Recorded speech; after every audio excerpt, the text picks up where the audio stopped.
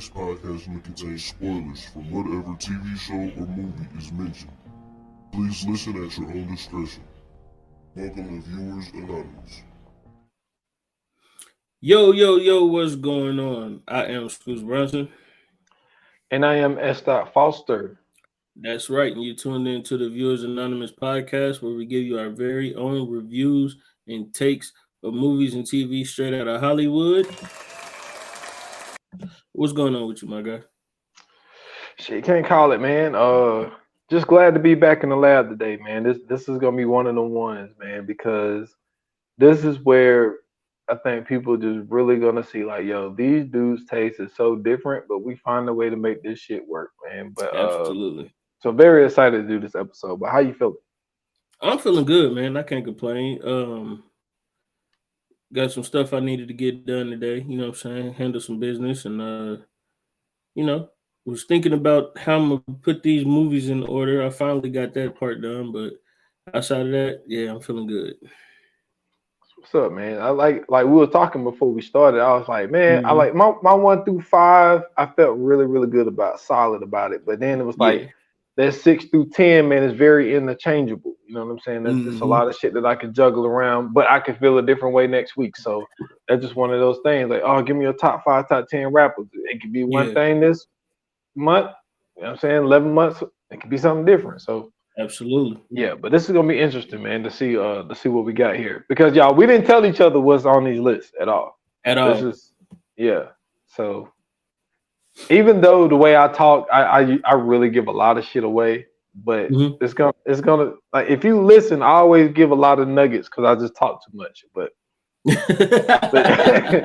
but you gonna hear it today, man. I'm gonna put this thing. I don't know, man. Now, I don't think they'll be able to pick up on your list, man. We'll see though.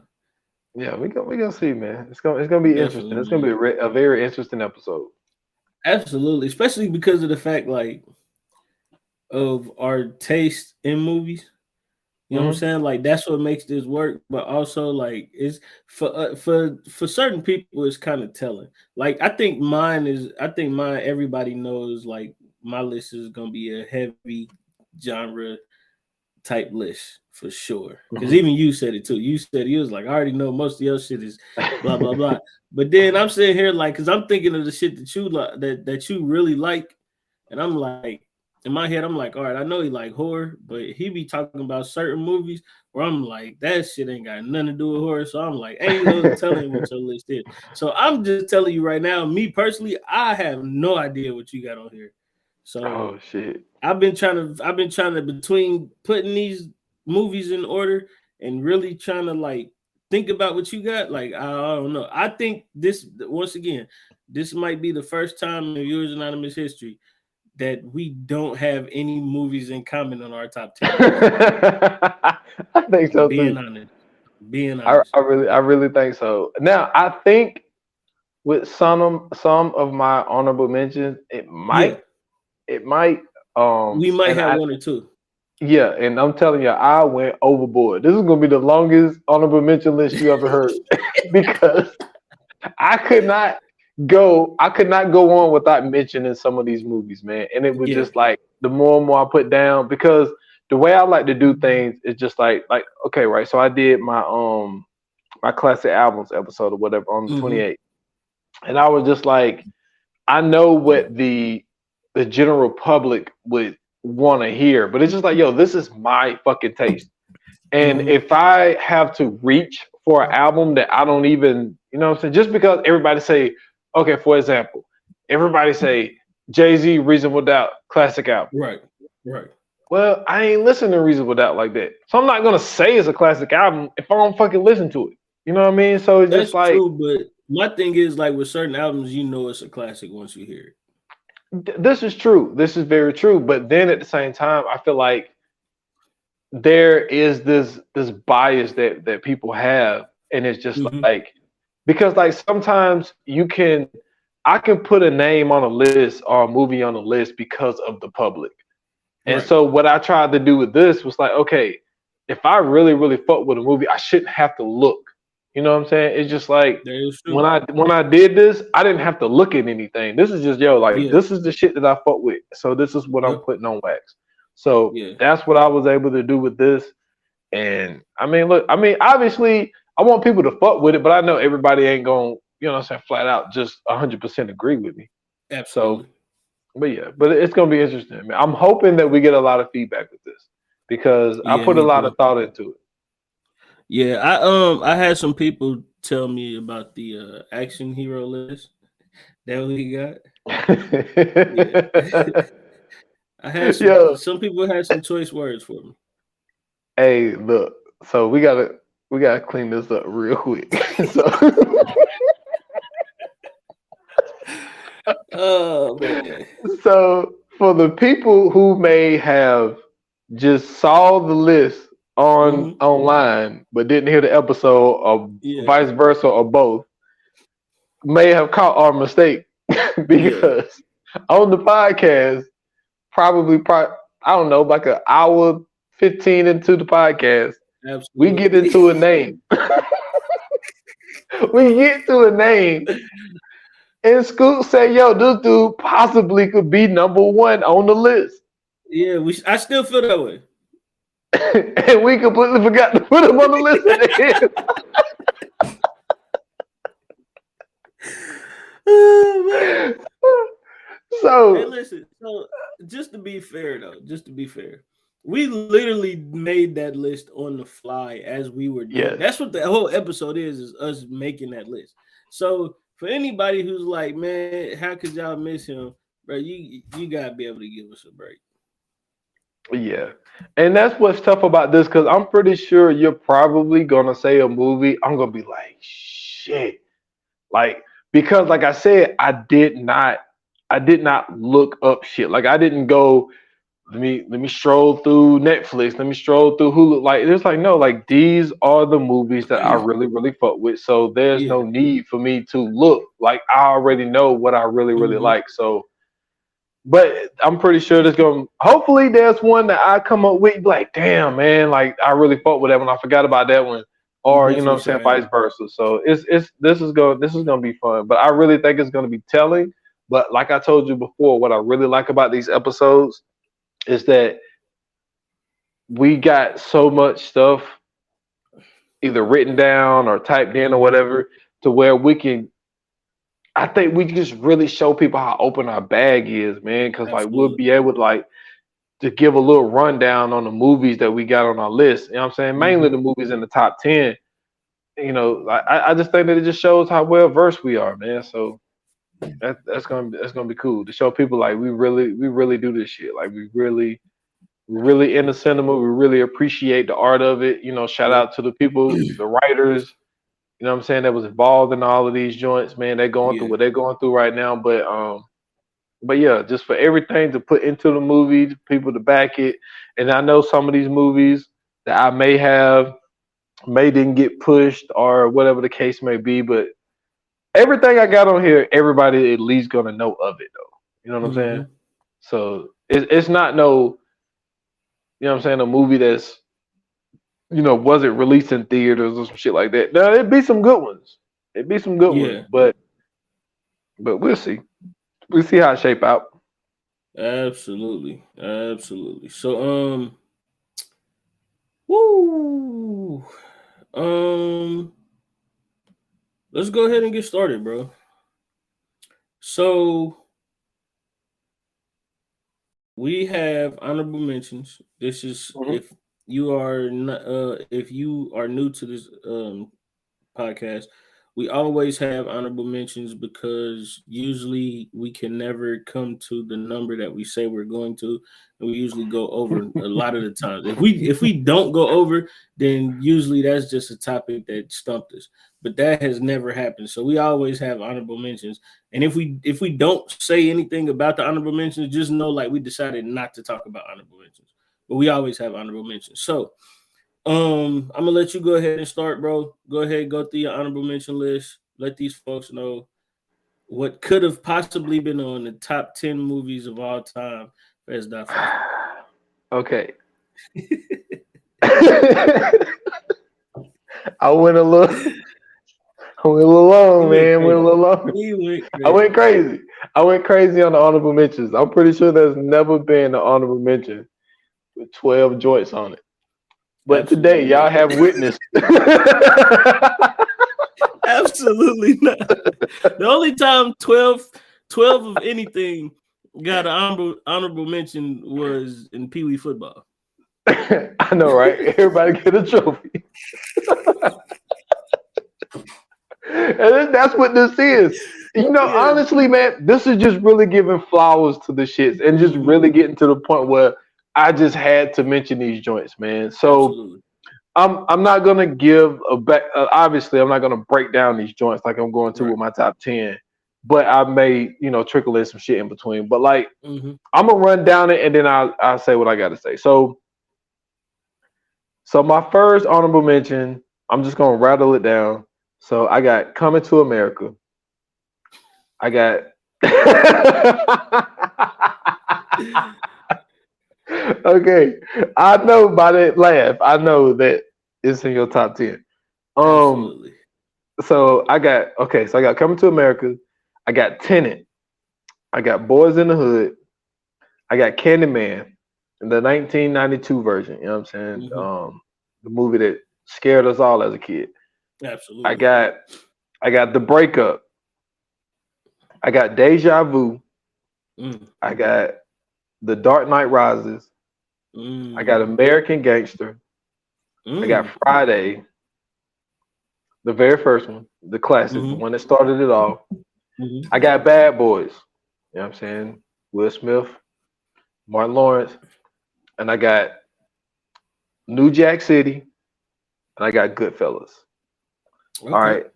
So that was the stuff like, now, the one that I struggle with the most, I had Tenet in the top 10. Yeah. Right. And we was talking before we started, and it's like, so we actually did the episode, well, really all of these movies, really done all of them. At least I've done New Jack City on 28 Minutes Less. But like, when it came to Tenet, the reason why I had Tenet in there was because like we did the episode on it.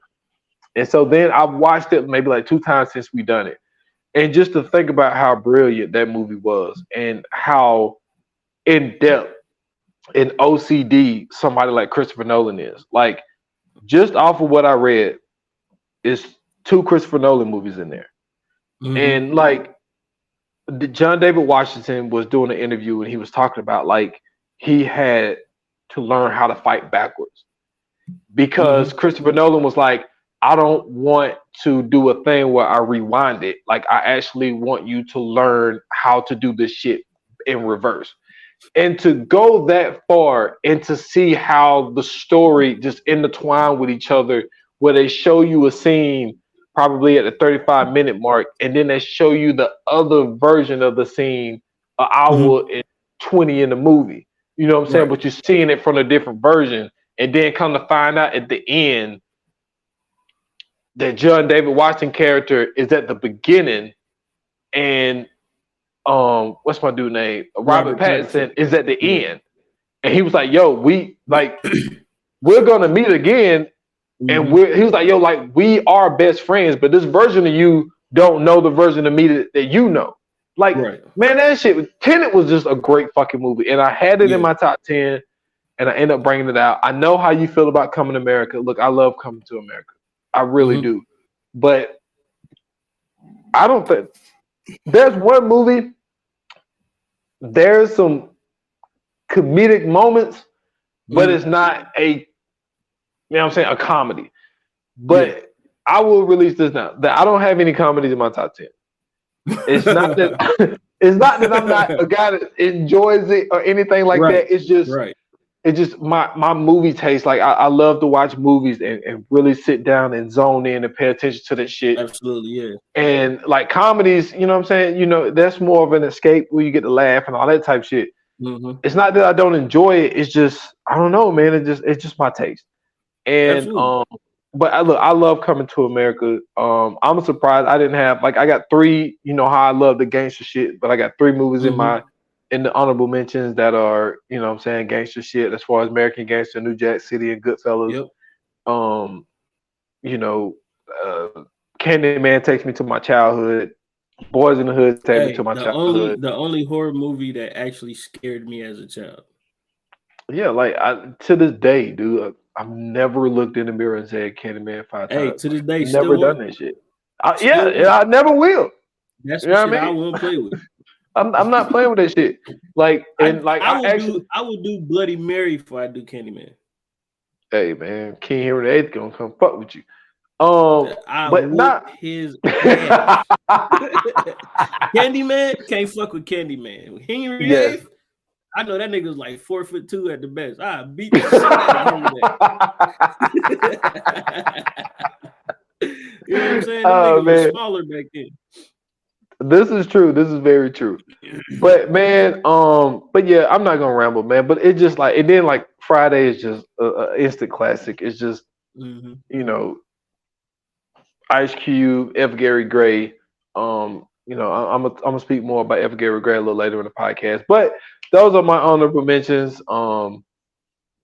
Take it away, man. What you got? Before I do that, man, shout out to F. Gary Gray too, because I found out, I think I was like maybe 18, 19.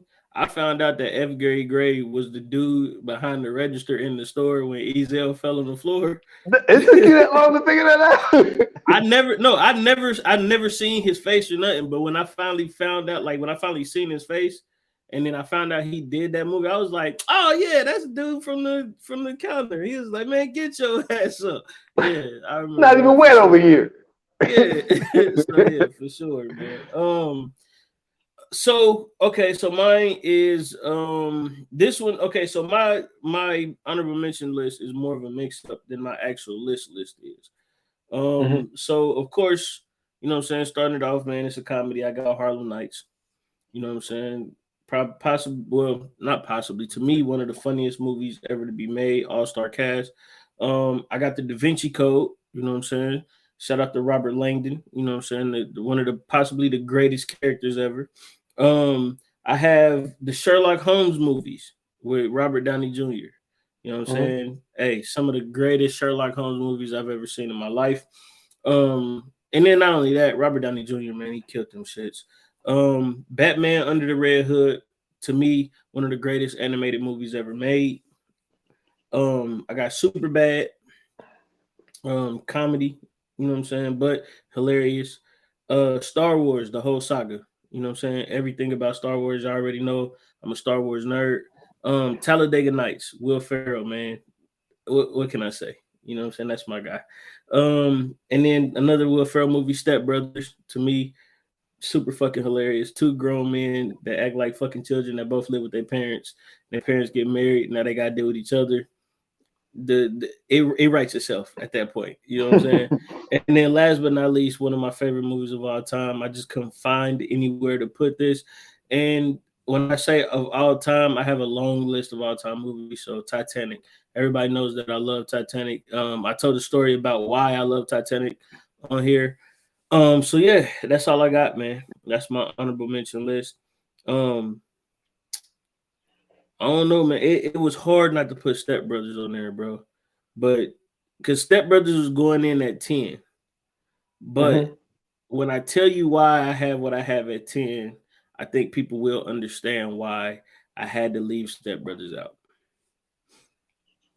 I'm not mad at it. Everything that you mentioned, other than the start. Well, I ain't gonna lie to you. Now that I think about it, I haven't seen any other Sherlock Holmes movies. With Robert Downey Jr. and Jude Law. Yeah, perfection. I haven't seen any of them, and I am mad now that I'm thinking about it. See, this is what happens. See, now I'm getting mad, right? And I knew this was gonna happen on this podcast because Jude Law just reminded me of something. You know what I'm saying? So my favorite movie that I seen him in. First of all, let me say this: he killed it in Side Effects, and he killed it in Effie and Alfie. Yeah. But one of his greatest movies, in my opinion, one of my favorite movies, but I did not mention it, Enemy at the Gate, and that's when he played this Soviet sniper. You know what I'm saying? In World War II. Great movie. Now I just realized I don't have any fucking war movies on here.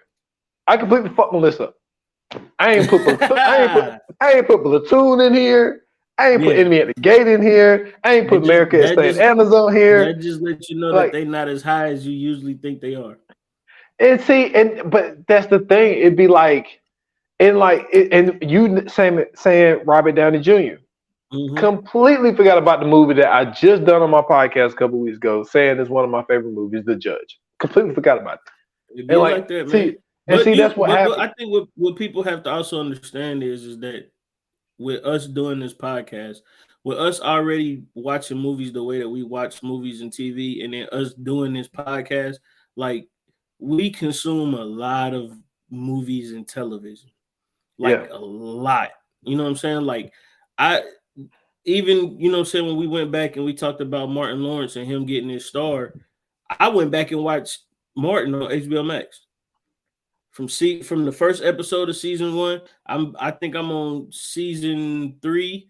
I think I'm on like the 8th episode of that. Like, but just going back and rewatching it, you know what I'm saying, in chronological order, just stuff like that. Like, we really consume a lot of content. Speaking of, I cannot wait until what we watching the next episode. I got one for you, bro.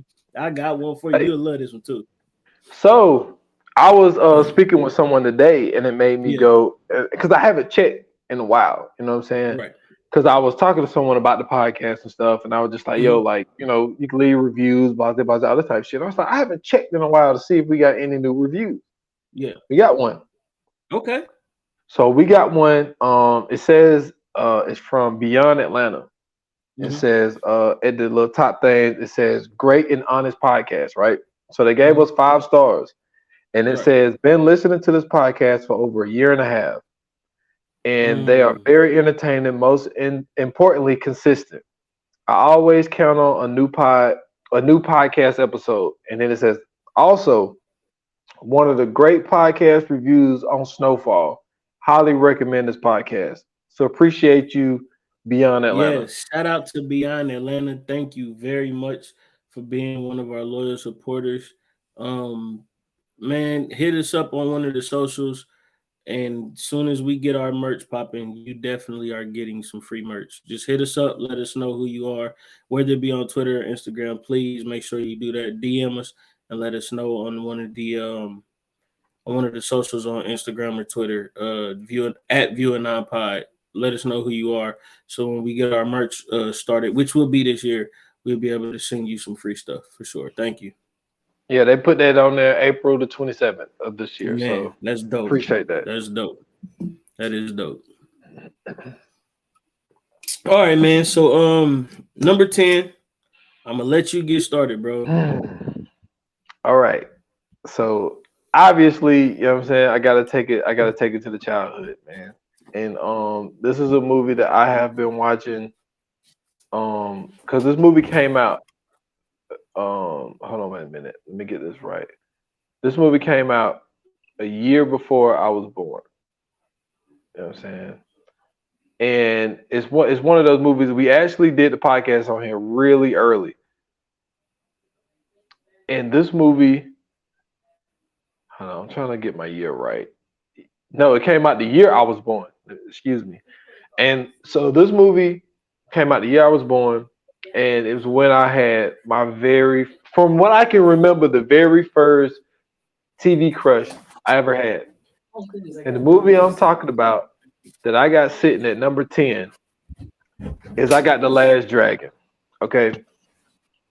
So this was that movie that I was saying that now this movie is action drama, but you know what I'm saying, there's a lot of comedic moments in it or whatnot, but this movie got Vanity in it. Okay, Vanity was like my first motherfucking crush. Like when I saw that woman, I was like, yo, this is like the finest woman I ever seen in my whole entire life. And I was just okay, so wait a minute though. What part in the movie made you realize she was fine? Well, I mean, come on, it was the first time, and we seen her coming down the thing. You know what I'm saying? When she singing the song, I finally found the place. I finally found the place. Oh, man, hey, man. Woo! I was like, man, she had that purple dress on, man. Press number 7. That's the way you get Absolutely. the seventh heaven, That's the man. Come stairway on, to man. heaven. Come on, man. Man, but just the fact of like, especially in New York during those times, man, like a Mhm. lot of people got into kung fu shit. You know what I'm saying? And he had one of the hardest names in Bruce Leroy. You know what I'm saying? Absolutely. And then you had Shonuff, one of the best villains you've ever seen. You know what I'm saying? Mhm. Like, like obviously his intro is hard, but the part that always got me is when he was like Bruce Leroy catches bullets with his teeth. Nigga, Like, please. please. Hey man, that shit hard. He's sitting there eating popcorn with chopsticks. Yo, Bruce Leroy Hey, was so chill. you going over the best part of the movie. Best part of the movie. This nigga go in. Nigga say beast. Seats. And then old dude stand up. And they beat his ass. That motherfucker stood up and was like, Don't oh hurt him, no, baby. honey. Not in the face. Motherfucker's a whole man, bro. Oh You talking man, with about a family? wig. Bro. Hey, let me tell you something about that movie, bro. Classic. That Classic. is definitely a classic, man. Absolutely. When he first got the glow, he said, Mm. Leroy, Hey. playtime's over, boy. And he had the red glow. What? Come on, What? man. The Last Dragon, man, is Come on, hands man. down one of Rubio the best Pizza to movies. Daddy Green's Pizza. Come on. The hardest slogan. You know what I mean? Come Like, on, man. yo, this movie, it does it, man. It's just one of those ones. Barry Gordy, I think if I'm not mistaken, this was his first film that he did. I Um, believe so. and you know what I'm saying? Willie Hutch pretty much did the soundtrack, killed that Absolutely. shit, killed What? it. If you want the glow, you need to know to get the Glow, glow. let the glow. Come on, bro. What are you talking about, bro? That's that shit. They That's man, use I'm that shit telling you. in the Planet Fitness commercial. Did Did you know that? I I'm ain't hear dead it. ass. It was during the Super Bowl. It's a dude. It's this big light skinned dude. He's sitting at the counter or whatever, and the lady come in. You know, says she about to register or whatever. So she was like, "So what do you guys offer?" And then like, soon as they pan to him, he backed up. He working out. He got headband on and shit. And then all you hear is, "If you want the glow, you need to know to get the glow." I'm like, hell nah. That's what's up. But yeah, man. I got the Last Dragon number 10, man. And see, that was the movie. I didn't have it in there at first. 'Cause remember, Mm-hmm. that was the movie I switched out for Tenet. I had Tenet in there, and I was like, "Yo, Yeah, man, I cannot disrespect the movie that takes me back, man." I mean, absolutely. I can't even tell you how many times. You know how people say, "Oh man, I've seen that movie 100 times." And, you know, you really only seen it like 10. Nah, this Nah, it's pretty nigga. close. I've I probably seen definitely it. seen it. I've I probably probably seen seen it it at way least more than about 100. 60 times. Like, yeah, I this probably seen that movie way more than 100, bro. I used to watch that shit all the time as a kid. So listen, you know how like when you was like when we was younger, because I can say that we were around the same age range. So like when we was younger, like our parents used to have like karate flicks and shit. Just they used to watch that shit just all the time. Like if Bruce yeah, Lee came on, like your Enter the dad was Dragon. definitely watching Bruce Lee. So when I found out about the Last Dragon and I seen like Bruce Leroy, that's the reason I fucked with it so hard was because this was a nigga I could, you know what I'm saying, like connect with. Like this is a light skinned Yeah. nigga. He liked karate, all that shit. So when I seen Show Enough, I was like, that's the nigga right there, bro. I said, that's that nigga. So my cousin, this nigga used to always try to be Bruce Leroy. And I remember when I was little, I used to tell him, like, bro, you can't be Bruce Leroy. He was like, why? I said, because you dark skinned, bro. You can't be Bruce Leroy. So he used to get mad. So I forgot what he did, but whatever he did, I was like, all right, cool. I'm sure enough. And ever since that day, bro, like anytime we play fight, I'm sure enough, he Bruce Leroy. So anytime we get to play fighting or whatever, I tell him, it's time, sucker. Kneel down and kiss my Converse. And then we get to, you know what I'm saying, doing the fake karate shit, bro. To this day, bro, it never fails, man. Classic movie. Yes, sir. That it is. That it is. What you got? Great choice, man. Great choice, man. So for mine, My number 10, man, starting this thing off, man. I chose Borat. Now, like I said, it was hard to, you know what I'm saying, between this and Step Brothers.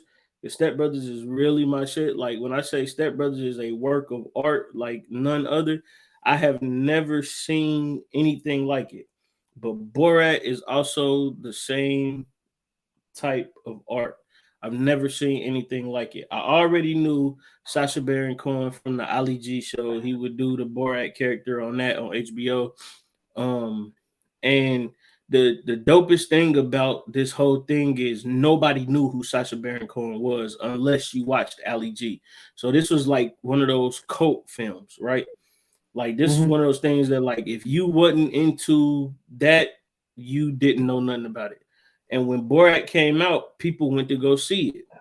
And for those who don't know, Borat is basically a movie about this reporter who is quote unquote from Kazakhstan, and he's basically interviewing the people of America to basically help make Kazakhstan a better country, even though all of this shit is fake. This is excuse me. This is like the biggest perfect word. This is the biggest troll you've ever seen ever. This is like the best troll ever, but it's on film at that. And so the genius of the movie and the reason why I had to put this in at number 10, the genius of the movie is the fact that it's funny because you have this dude that's playing this immigrant and you could tell he's, you know what I'm saying, he's from an immigrant family and everything else. And nothing about his family is from Kazakhstan. Like this nigga grew up in Britain and shit like that. You know what I'm saying? Like he's just a funny dude. But his genius behind it all was that he was able to expose layers of America that nobody else could. And it's like a mockumentary type film. So like the shit that was going on in the movie, it's certain things that'll kind of distract you from the point of the movie after a while, but you'll always come back to what the movie is about at the end of the day. And so like when he was interviewing the I remember one time like he interviewed the like a mayor or something. I think dude was like a mayor. He was a black dude, but he was a mayor, and he was calling him Chocolate Face. But because he's an immigrant, you know what I'm saying? Like, dude was letting him pass and shit. And so like he was talking to him and shit, and he was like, are all of you in these place chocolate faces? And he was like, no, we have people from, you know what I'm saying, like all around. But this motherfucker talking to him like he's a real person. He don't understand that this shit is not a real fucking, you know what I'm saying? Like, so the people that's involved in the movie had no idea of any of this shit. So it got like Sacha Baron Cohen, it got Linnell in it, it got like a bunch of other people in it. That, you know what I'm saying, kind of made they come up on the way through. But it's just genius because it is a comedy, but it also, like I said, it exposes layers of America that I don't think America was ready to look at in itself. And then it's also right after, you know what I'm saying, like 9/11. It's during the term of George Bush. You know what I'm saying? Like he joking and talking shit with Republicans. You know what I'm saying? Like he was in a he did a feminist group. He was in a feminist group. And one part he was saying like some misogynist shit, and one of the ladies that cut him off, and he was like, whoa, slow down, sugar tits. He was just talking to him crazy. Like it's just one of those movies, man. Like it really shows you, it shows you the beauty of America, but it also exposes the ugly side of America as well. But it's also one of those things to where when you see it, it's like, bro, this is when you really watch it for what it is. Excuse me, and you understand what it is, it becomes a genius work of art by Sacha Baron Cohen, and that's why I had to go ahead and put that in my top 10. Never seen it. I've always seen like, you know what I'm saying, like little like trailers of it. You know what I'm saying, little clips, but I've never seen one the night. Whole thing. One night, just watch it. You will not be mad. I promise you. That shit will make you fucking cry laughing. That's hilarious, though. I do remember a lot of people thinking that shit was real. I do remember the buzz around it. Though. Like it's a scene in there. Hold on real quick. It's a scene in there where this nigga is looking at the lingerie in Victoria's Secret. Now, mind you, he's in like New York, but he's looking at the lingerie in the window with the mannequins, and this nigga is like got his hands in his pants like he beating off.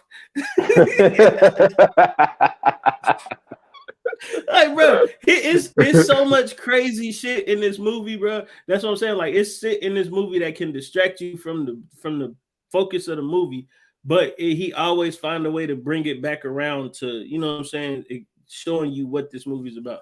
So it's a dope movie. I feel you. So number 9, man. This is a movie.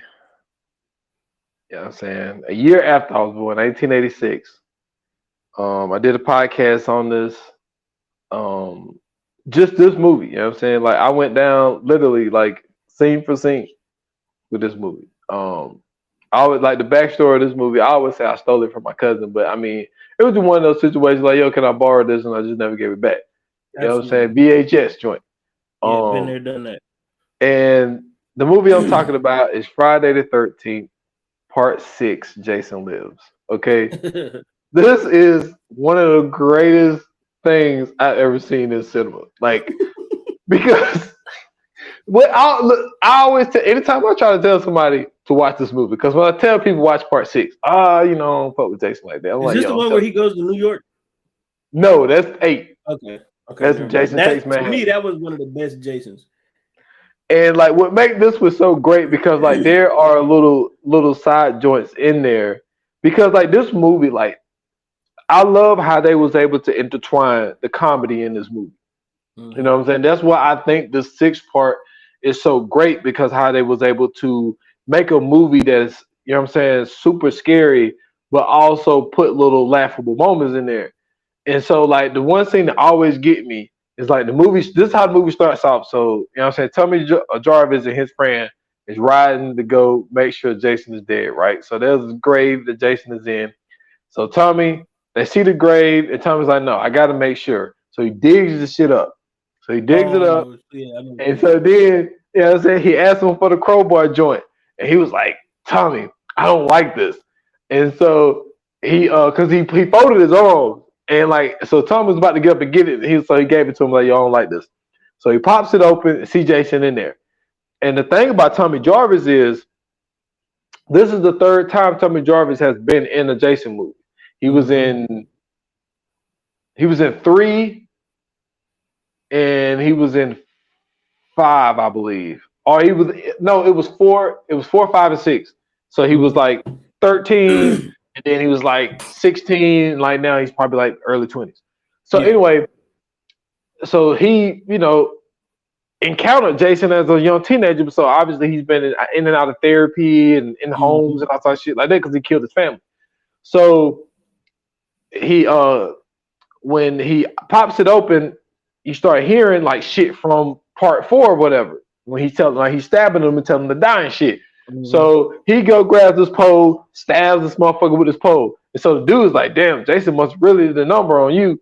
So then you hear the whole same thing of like, yo, lightning never strikes in the same place twice, right? Well, and of course it strikes. It does this day. It hits this motherfucking pole twice. Bring Jason back, right? So Jason fucking comes back. He stands up. And so Tommy wants to set this motherfucker on fire. He's throwing gasoline on him. He's trying to set him on fire. What do you know? Starts raining. So he can't set this motherfucker on fire. So he's standing there, and you can hear the fucking rain knocking the maggots off this motherfucker. So then the dude, so I always fuck this up when I tell the story. So when Tommy was stabbing him with the thing, he was like, Tommy, I don't like this. My heart can't take no more of this, right? So then the other dude comes and hit Jason upside the head with a fucking shovel. Jason turns around and punches his motherfucking heart out. Absolutely one of the greatest kills in all of horror movies. Yo, and it's just like, it kills me because it's like, yo, he literally just said, yo, my heart can't take no more of this. And just like, you know what? Snatch that heart out. Like that's one of the like you said, one of the greatest kills of all time, man. All time. I fucking love this movie. I love the way that they did it. Like I said, there's a lot of little funny moments intertwined in this, but this is just one of those movies, man. Like I watched so many times. This is another one of the ones I know I've seen it over 50 times. Yeah. And hey, so I had to throw that in. If you ever played the Friday the 13th game on PlayStation 4 or Xbox One, the only character that's able to come into the game and actually go face to face with Jason is Tommy Jarvis. Yeah, Tommy Jarvis, that guy. Yeah. So if you ever die, and like it's something that I think you gotta like find it's something you gotta find in the game. But if you die, if somebody had found it, if you die first, you able to come back as Tommy Jarvis. That's what's up, man. So that's why I got man sitting at number 9. That's what's up. That's what's up. So for my number 9, man, this was, you know what I'm saying, for me, a super, super classic. I grew up on these guys. I had all the toys, I had shirts, bed sheets, all that shit, man. Teenage Mutant Ninja Turtles #2, Secret of the Ooze with Tonka and Razor. Let me tell you something, bro. Vanilla Ice. You know what I'm saying? Go Ninja, go Ninja, go. Like, hey, man, what? Listen, I grew up, you know what I'm saying? Most people, they grew up liking the Transformers or Thundercats or I don't know, whatever other bullshit came out around that time. Me, I was a Teenage Mutant Ninja Turtle fiend, man. Before that, it was He-Man, but I was way too young for He-Man. So like He-Man was kind of forced on me. But the Turtles is something I grew up with, like, you know what I'm saying, organically. I had all the Turtles video games. I watched the Turtles cartoons. I had the Turtles movies. Like, I fucked with the Turtles, man. I ate pizza. The only reason I like pizza is because of the Teenage Mutant Ninja Turtles. My all-time favorite Ninja Turtle is Michelangelo. I had a 2-foot tall figurine of Michelangelo with all the weapons and shit. My grandma bought it for me. She still got it in her attic to this day. I don't know where the weapons are, but I still got the actual figurine. I fucked with it because, man, it's just one of those things that I had the movie on. I had all the movies on VHS, but that one, like, I constantly watched over and over and over again. It was just a great story. I remember they tried to remake it with the, you know what I'm saying, with the professor. I think Tyler Perry was in that one.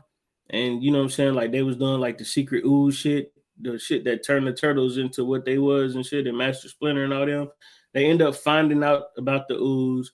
I remember April O'Neil in that one. It was just a dope ass story, dope ass movie. They had to fight Tonka and Razor, and they was in the club. And once they got in the club, the turtles did a dance number, and then they whooped Tonka and Razor's ass. And it was just one of the greatest things I had ever seen as a child. So my number 9 is Teenage Mutant Ninja Turtles 2: Secret of the Ooze. Oh man, I ain't mad at that. I'm pretty sure I've seen that one. I've seen a good bit of them, especially the early ones. But like I don't remember what was 1 and 2 and all types of shit like that. Yeah. But yeah, definitely fought with Teenage Mutant Ninja Turtles back in the day. Absolutely. So I got a newer movie. I think once you hear it, you're gonna be like, yo, this makes sense. So this movie came out 2021. You know what I'm saying? It's about one of the biggest snakes and one of the greatest leaders of all time. You know what I'm saying? I had to put it in there, man. My number 8 is Judas and the Black Messiah. Oh, right. I just watched that 3 days ago. I had to put this in there, man. I ain't mad at you. Great. Lakeith Stanfield and Daniel Kaluuya killed the shit. This movie is about, you know what I'm saying, the rat Bill O'Neal and one of the greatest leaders of all time, Chairman Fred Hampton. Man, the way they put this movie together, I've been waiting on a Fred Hampton movie. Like, this is documented. Episode 4 of the Stolen Time podcast.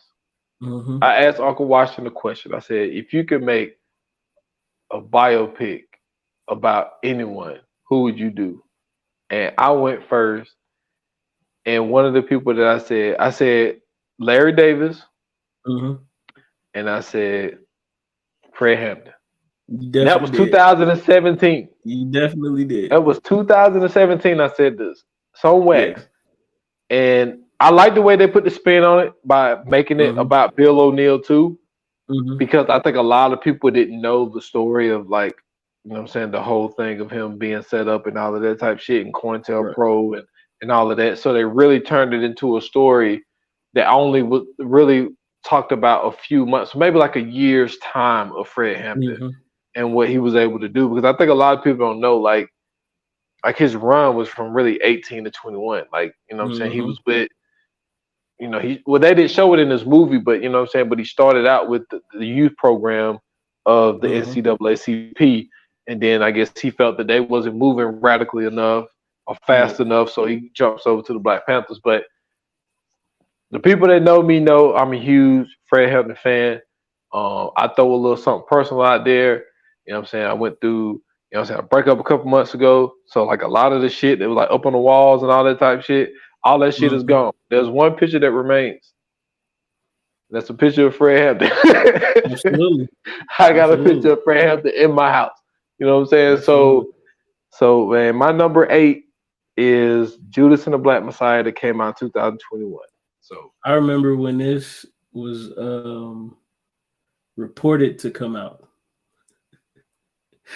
Bro, you sent me 2 messages, bro. You said the first one you sent me was they did it. And I was like, what is this guy talking about? I didn't know what was going on. And then you sent me the trailer for it. And next thing you know, bro, I think we talked about it like a couple of days after that, bro. You were so excited. I was like, he really is on this. And that's what made me. I remember when it came out, that's what made me watch it. Like, I had to get on it real quick. And as soon as it popped out, you was like, "Did you see it? Did you see it?" I'm like, "Yeah, I seen it, bro. I seen it." Because I believe it came out on HBO Max because that's Yep. it came out during the pandemic. Pandemic. And I Yep. was like, "Yep." I said, "Yeah, I seen it." I said, "Man." I said that was a cold movie, bro. But we definitely was on the phone for a minute talking about that one, man. So yeah, Yes, that was sir. you was ready for that one for sure. Yep, that I was. So that's my number 8. Now what Absolutely, you got? man. Absolutely. So for my number 8, man, is it's a kung fu movie. Well, I guess you could. Well, I'm gonna just classify it as a kung fu movie. It's a kung fu movie. It is starring one of the greatest kung fu actors of all time, Tony Jaa.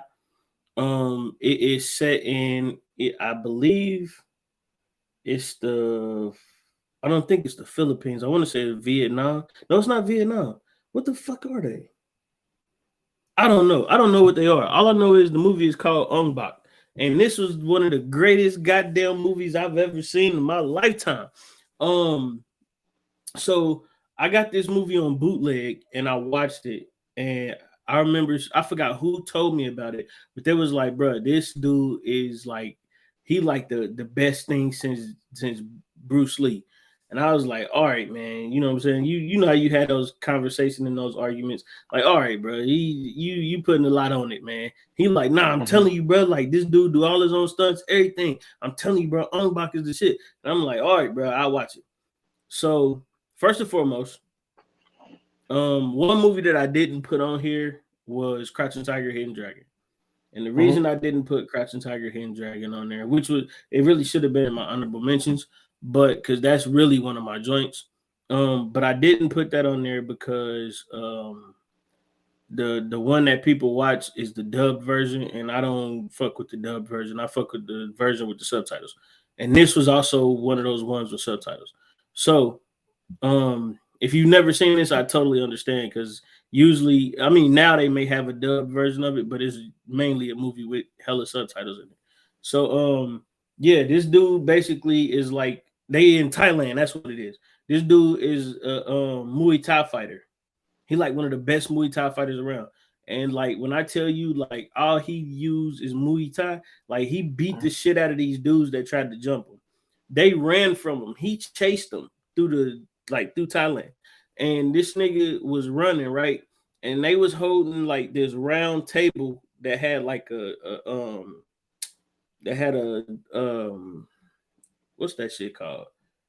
It was like a metal ring around the glass table, and they was holding the metal ring, and the dudes that ran into them hit the table, broke the table, right? And so they picked up the metal ring. This nigga, he runs, he jumps through the metal ring, but he don't jump through it like head first. He jumps through it head and legs first, like folding his body in half. Oh shit! Like, you know how like most people, like if they do it, it'll be like that. Like instead, he ran and then his legs is here and his head is here, and his head and his legs did like that through the metal ring. And I was like, oh shit! I yelled like just like that. I was like, oh shit! That was the greatest thing I ever saw in the movie. So like, yeah, this shit was fire, bro. I'm talking about fight scenes are impeccable. I'm talking about this nigga was beating the shit out of people that had guns and they couldn't shoot him because they were so nervous after they seen him beat the shit out of the person before them. So I was like, yeah, this is one of the greatest kung fu movies I've ever seen in my life. Ong Bak, if you haven't seen it, go watch it. If you are a man, I will say this, because a lot of women don't watch these type of movies. But if you are a man and you like kung fu movies, this is the one for you. This one will make you want to learn that shit. I will give you that. Ong Bak. That's what's up. Great. Ong Bak. Okay, cool.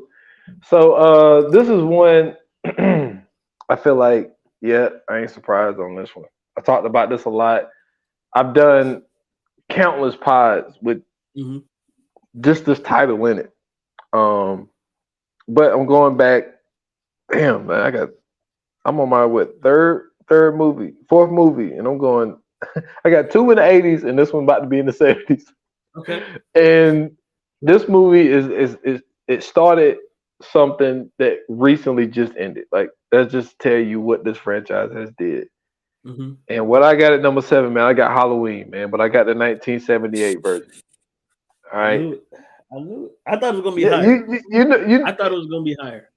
Yeah, you know Halloween had to be in there, man. Like that. I thought it was gonna be higher. I ain't gonna lie.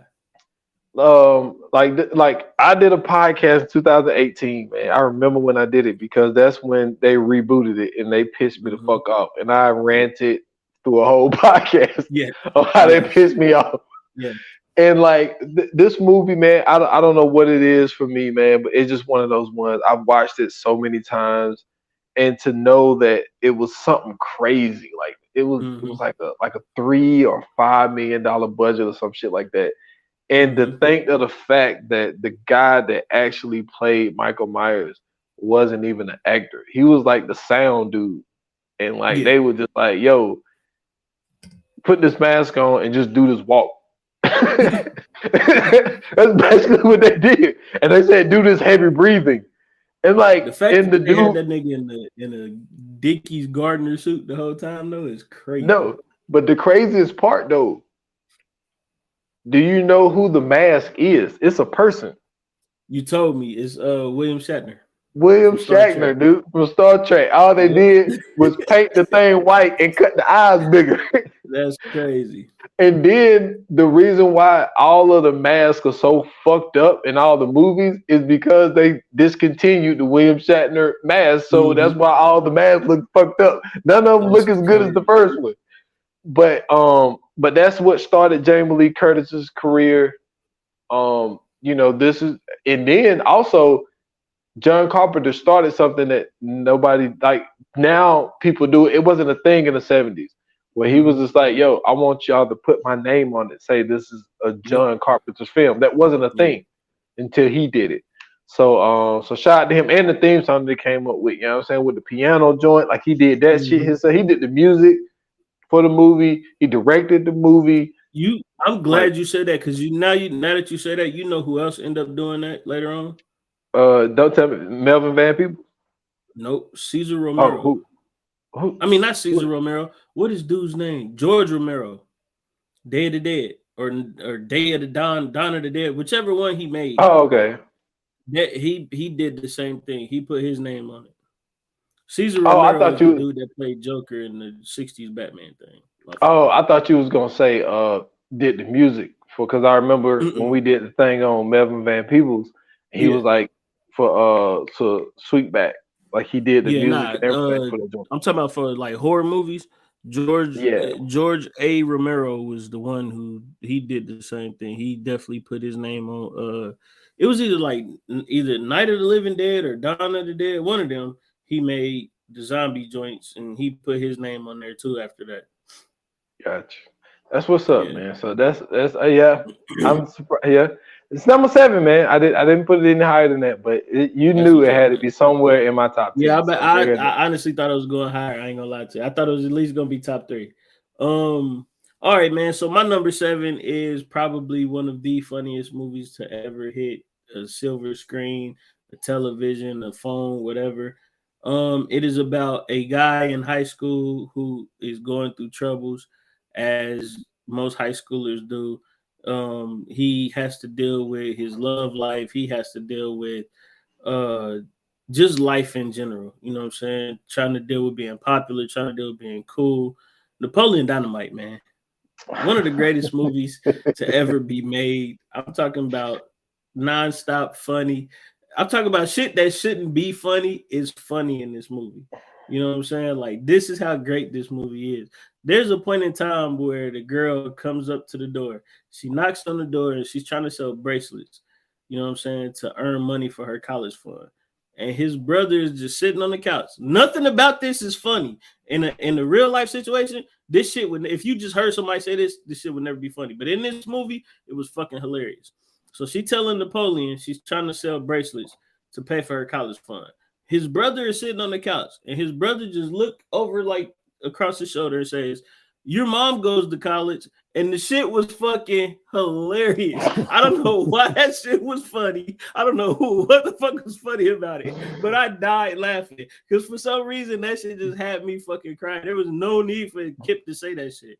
I'm talking about everything in this movie is fucking funny, bro. These niggas took a fucking self-defense class, and on the way to the self-defense class, Kip, his older brother, is on rollerblades holding a string on the back of Napoleon's bike while Napoleon is riding him to the self-defense class. Like, this shit is fucking comedy, bro, nonstop, bro. Everything about this shit is funny, man.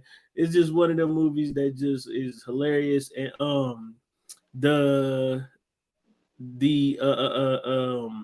star of it, I think his name is John Heder. He ended up doing like a couple movies off of this, but I'm talking about like this right here. He is solidified as Napoleon Dynamite in this shit, and it is. I've never seen him in anything better than this. I'm talking about they should have won an Oscar for how funny this fucking movie was. So if anybody has never seen Napoleon Dynamite, all I'm telling you is go to the bathroom now, go get you some popcorn, turn everything off, sit back and watch this movie, and get you some aspirin because you're gonna hurt from laughing at the end of this. Man, why? You know what you just said, my guy? I don't think you realized it. You just said go to the bathroom and get you some popcorn. Oh, I thought you meant to say the kitchen. Go to the bathroom first, then go get you some popcorn and get you some aspirin. I see what you're saying now. Need that aspirin later. But I'm saying if you holding your pee during this, you are going to catch yourself laughing because that's how funny this fucking movie is, bro. This hilarious. Nigga called his brother and said, "I need you to bring me my chapstick." And he was like, "No." He was like, "I'm not bringing you any chapstick." He said, "I'm doing something important." He was like, "You could just bring me my chapstick." He was like, ask the nurse if she has some extra chapstick." He was like, "Ew, I'm not using anybody else's chapstick." It's just the shit. That's what I'm saying, bro. Like the shit in this movie that's not supposed to be funny is just fucking hilarious. Like his uncle ended up watching him because his grandma said she had something important to do. But she ended up going with her friend on this date with these two dudes, and they riding like ATVs in the like sand dunes or whatever. And she fall off the ATV and break her hip, so she can't come home. She's in the hospital. So their uncle is supposed to be watching them. Now, mind you, that his brother is like a grown-ass man, like literally a grown man. And he is like a junior, senior in high school.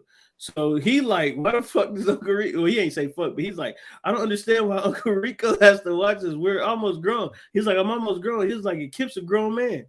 So then Kip like, I don't mind. But the whole time, Uncle Rico ain't doing nothing but eating up all the steak in the house. So at one point in time, him and Kip Uncle Rico and Kip sitting on the porch, and he eating, and Uncle Rico eating a steak or whatever. And he just started talking about all the old times he had in high school. He was like, yeah, when I was in high school, they should have put me in. We could have won state. He was like, yeah. He was like, yeah, we could have won state. He was like, I bet you I could throw a football over them mountains. So Napoleon and his friend riding up on the bike, and his friend standing on the back pegs. He was like, "You don't think I could do it?" He was like, "Watch this." So he snatched Kip State, and he sling that motherfucker, and it hit Napoleon in the face while he ride the bike. Hey, bro, I'm talking about square in the fucking face. They knocked that nigga glasses off and everything, bro. Like, hey, man.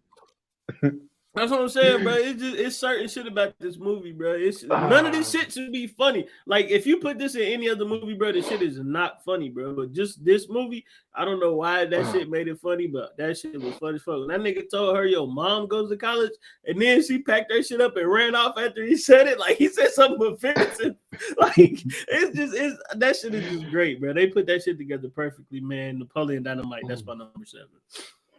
Oh shit. Funny. Okay. So, man, number 6, man. This is a movie, came out in 1992. One of the hardest movies to come out, man.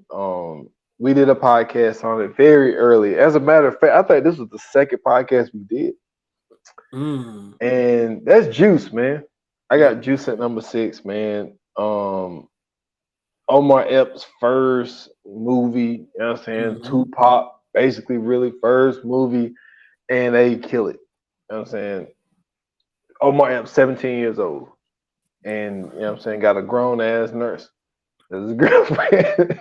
But this movie, man, just based off the betrayal, you know what I'm saying, just of 4 friends that's just really fed up, you know what I'm saying, with life. Yep. But, like, I just think that, like, being from the South and like seeing a movie like this based in New York, like this movie, like it opens you up to some shit that you wasn't hip to, you know what I mean? And it made you feel like you knew what New York was like by watching Juice.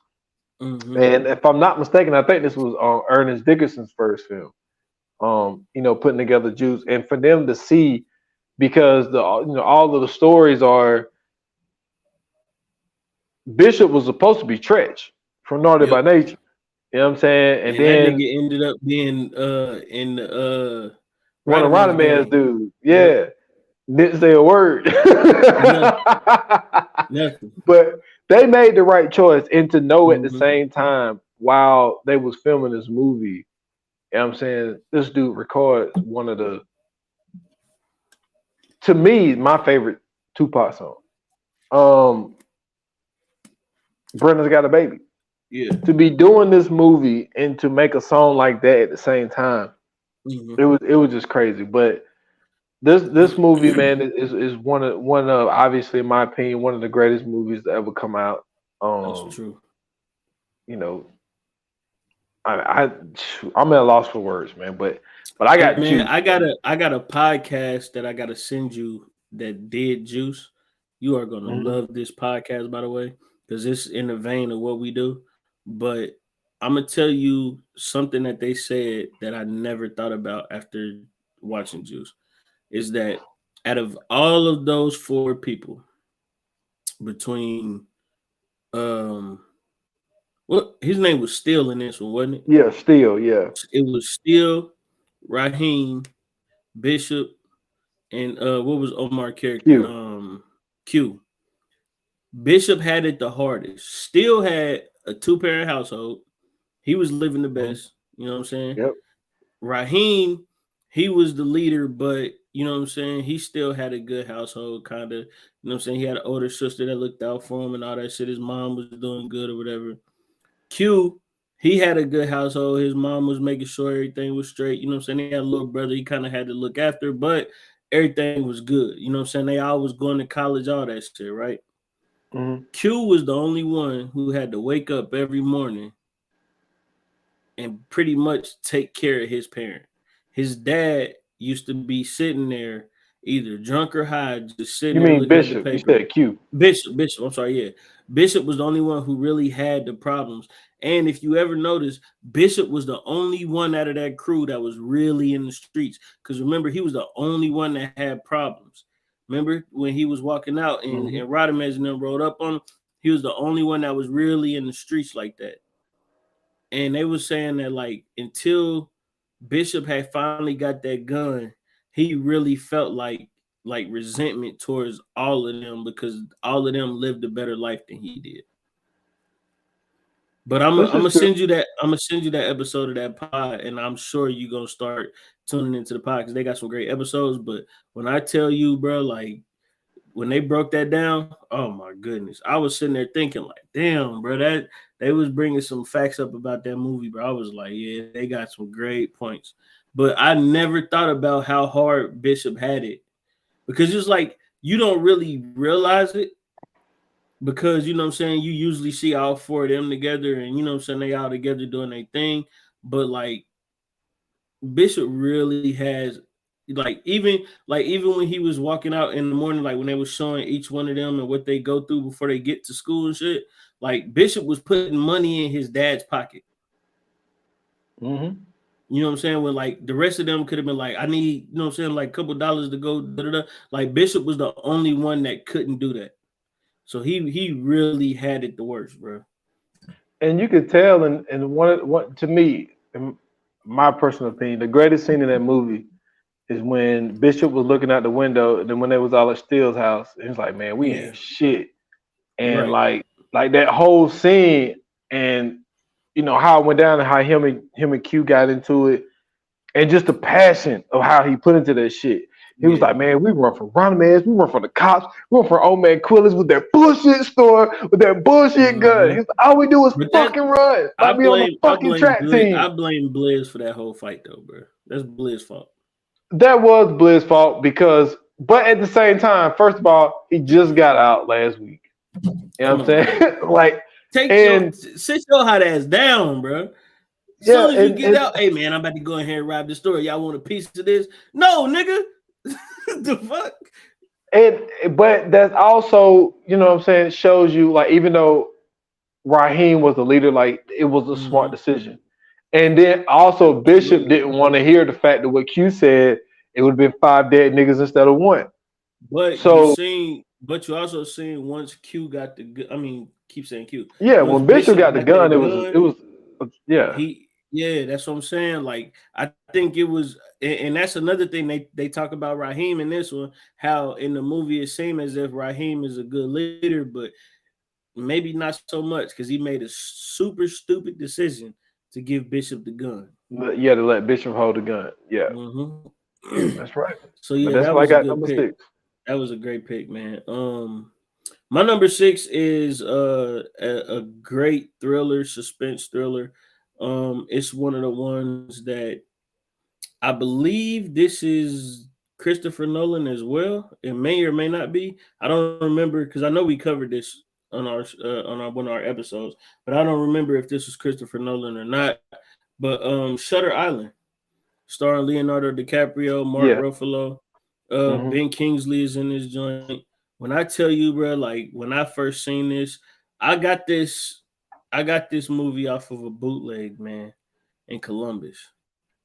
And it was it was one of them things like, you know, like 5 for $20 or whatever like that. And so this was like out of the 5, this was the last one that I watched. And when I tell you, bro, I only had those 5 DVDs.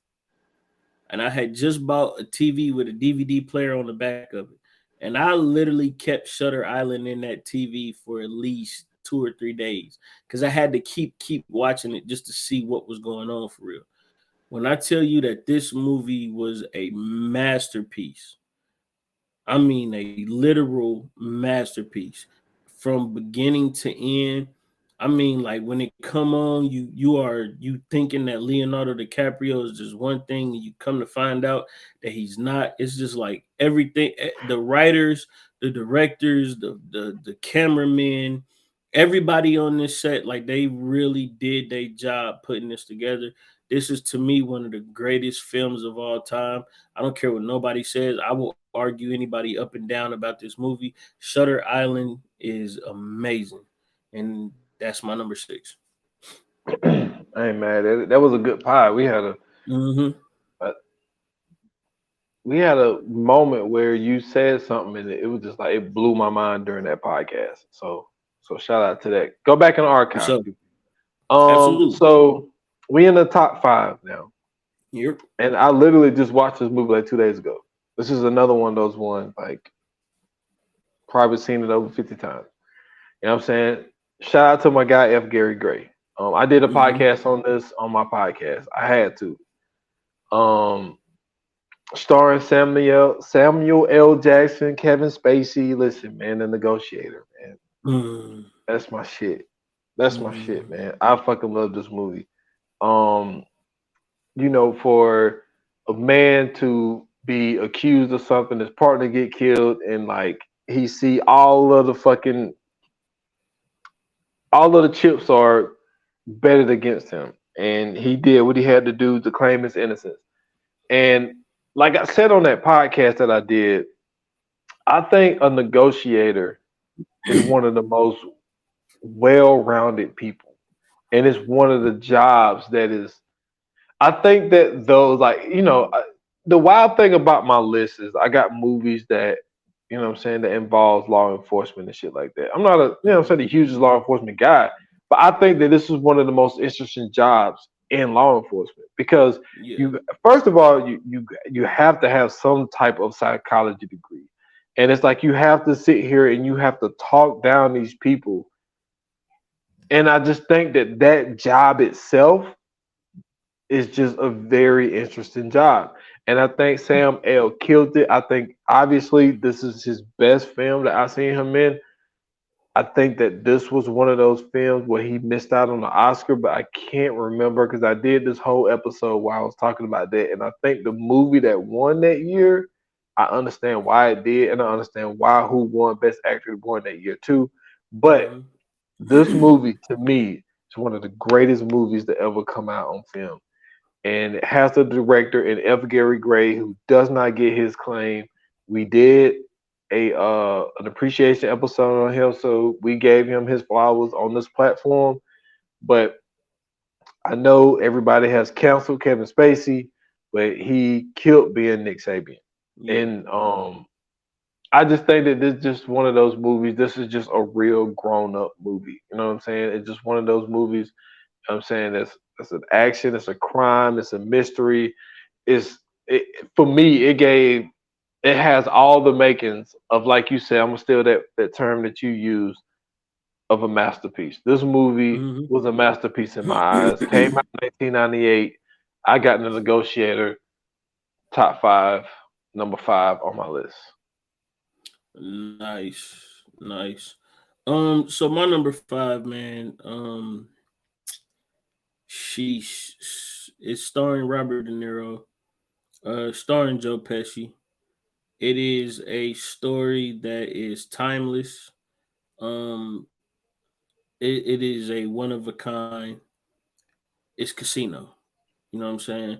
Um, to me, one of the greatest mob movies ever made because it kind of gives you a behind the scenes of what could really happen when you are in that lifestyle. Not only in that lifestyle, but in that lifestyle when they're at the height of the mob, and they're in Vegas, you know what I'm saying? Like where the mob really kind of took over, and you know what I mean, at a time where nobody fucked with the mob. You know what I'm saying? Like nobody fucked with them. Like the La Costa Nostra, all that shit. Like that shit was really real. And to me, this showed you the most, excuse me, the most realistic point of view of being a mobster. It was mainly told from the story of Nikki. It was also told from the story of Ace as well. Um, and you know what I'm saying, you got to see how Ace had to deal with Ginger, you know what I'm saying, falling in love with her and dealing with the shit that she was going through. You got to see Nikki, who was trying to be this, you know what I'm saying, this the one of the top guys, and you know what I'm saying, how serious he was being the muscle and everything like that. And then you seen in the end how it all kind of fell apart for each and every one of them, and the shit that they had to go through the whole journey. And it was just like everything about this movie was crazy. From the fact that Ace was, you know what I'm saying, is this young dude who came up through the ranks and ended up doing TV and, you know what I'm saying, doing local TV in fucking Vegas. And then you see Nikki, who he's trying to, you know what I'm saying, keep reins on people and, you know what I'm saying, trying to make sure everything is great. And they all under this umbrella of the quote unquote OGs of the mob. And it's like they make the decisions and then these guys have to carry it out. And then it kind of, you know what I'm saying, like it just goes through each and every level of everything about it, from when they kids all the way to when they're adults and when they get a little bit older.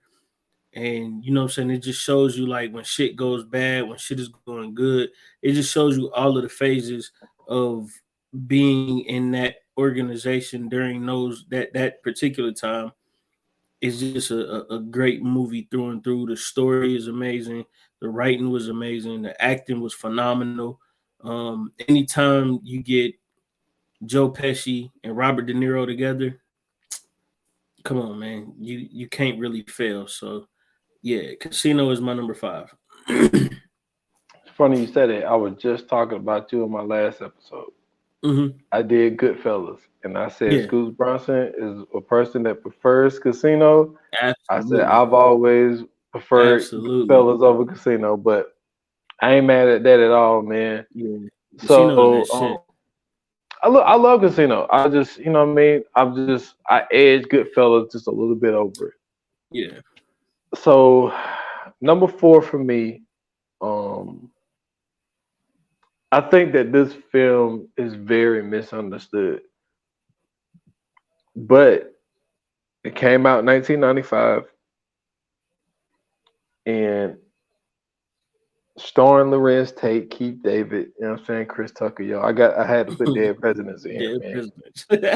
Dead Presidents is my joint, man. I'm not mad at that. And what's so great about Dead Presidents for me is because this movie is about an army vet, you know what I'm saying, dealing with, you know what I'm saying, what a lot of the people had to deal with when they came back from Vietnam. They just gave you different, you know what I'm saying, views of it. But I think it's misunderstood because of like this dude, you know what I'm saying? I like how this movie, how the Hughes brothers even did this shit to have them out in high school and they're talking about, you know, you got Skippy talking about going to college so he don't get drafted. And then they one friend, he gets drafted. And then, you know what I'm saying, my dude, Anthony's like, yo, like, I want to go. You know what I'm saying? And then it's like he's dealing with the shit of like looking up to his dad, and his dad actually fought in the Korean War, but his older brother just graduated from college. He's going to med school, and mom's automatically throwing my dude in college. You're like, yo, I'm sick of school. I don't want to go to school. And then he get a girl pregnant before he leave. And then it's like, I think that as far as war movies, this is one of the most realistic depictions of it.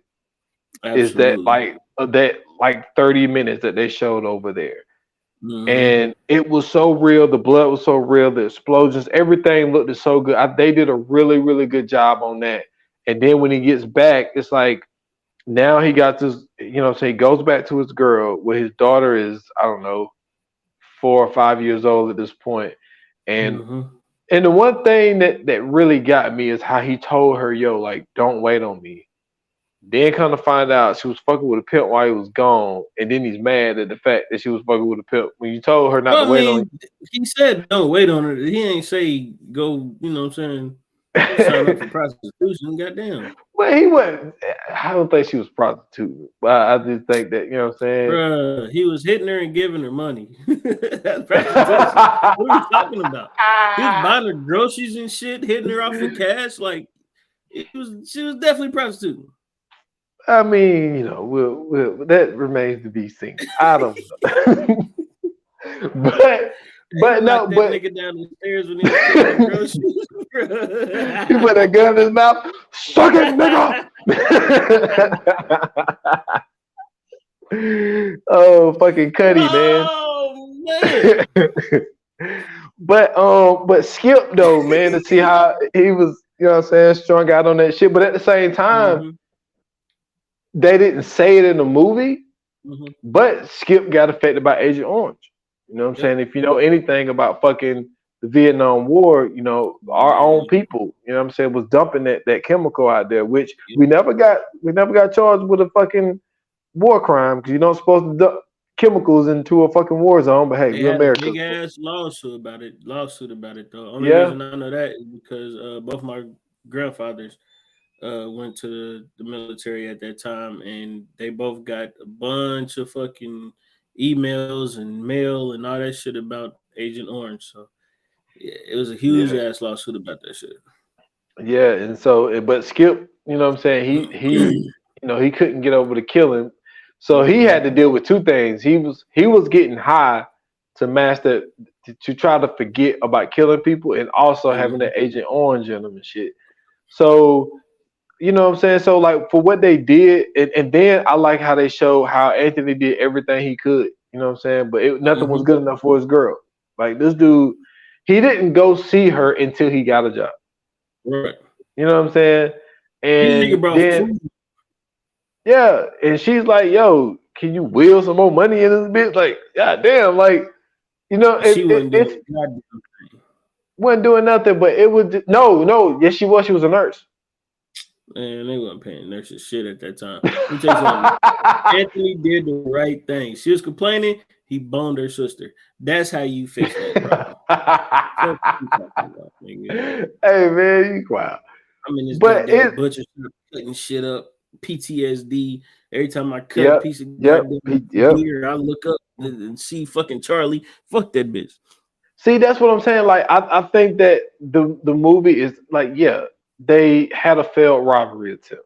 Not failed, it didn't go as planned. But I think that all of the undertone shit is what really makes the movie. You know what I'm saying? Even when it came to Kirby got a missing leg, yo. You know what I'm saying? That Kirby said, "Go back." He said, "What? I think I left my cigarettes." Keith David, man. Keith David is the man. You know what I'm saying? He's definitely the man. He was like, motherfucker. He was like, I'll kill his ass. He was like, what happened? I was the whole pack of cigarettes. He was like, man, I thought you'd be mad about your leg. He was like, everybody in town know I got one leg. And this dumb motherfucker grabbed the wrong one.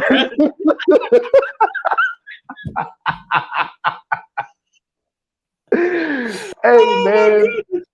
This movie's the shit, man. But but honestly, man, it was really like the robbery. Yeah, that's what the movie is about. But I think it's the lead up. Now I'm not justifying it, saying that it's right or whatever the case may be. But I'm saying if you taking money to Washington D.C. just to burn the shit, man, why don't I deserve a cut of that shit before y'all burn it? I'm just saying. Y'all don't need this shit. That's what I'm saying. Like, if you're gonna burn it, like, and that's why I say that's so fucked up about America. Okay, I'm moving on. But what's so fucked up about America is instead of giving that money to a program or whatever the case may be, y'all are just gonna fucking burn this shit. Come on, man. So I don't blame them for doing that shit. But you know what I'm saying? Martin Sheen didn't have to call my man a disgrace at the end, you know what I mean? But that made me sick because Martin Sheen is from Dayton, Ohio, too, bro. He just had to be that judge. Yeah, man. So man, I got Dead Presidents, man, sitting at number 4. That's what's up, man. Shout out to Martin Sheen, by the way, too. Oh yeah, for sure. So number 4, man, I got, you know what I'm saying, a classic, man. If I may, I'm gonna go into a slight little monologue. And it starts off like, "Hey, bitch, get over here."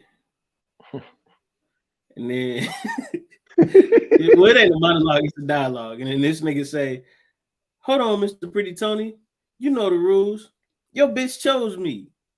Now we can handle this like grown men, or we can get into some gangster shit. And he say something else, and he say, wait a minute, last week that was what, 125, 125, 270, 270. Now, nigga, can you buy that? And he said, you ain't a pimp. You a rest haven for hoes.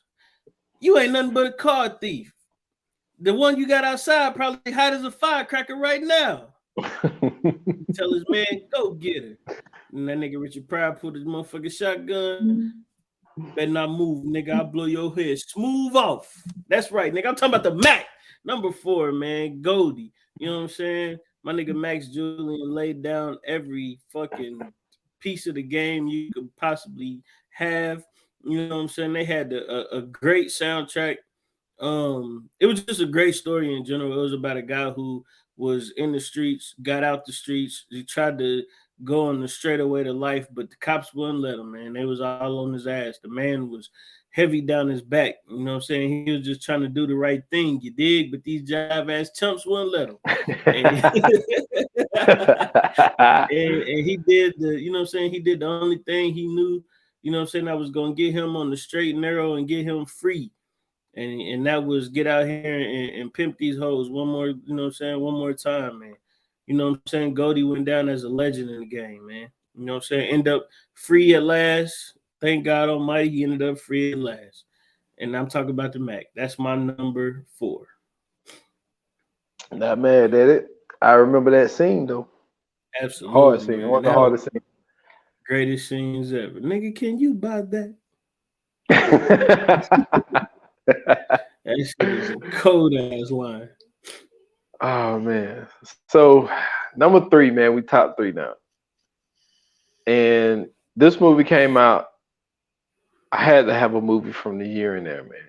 1999. One of the greatest movies. The year for movies, man. Absolutely. I talked about this multiple times. Did a podcast on it on 28 Minutes or Less. I ain't even gonna hold you, man. The Bone Collector.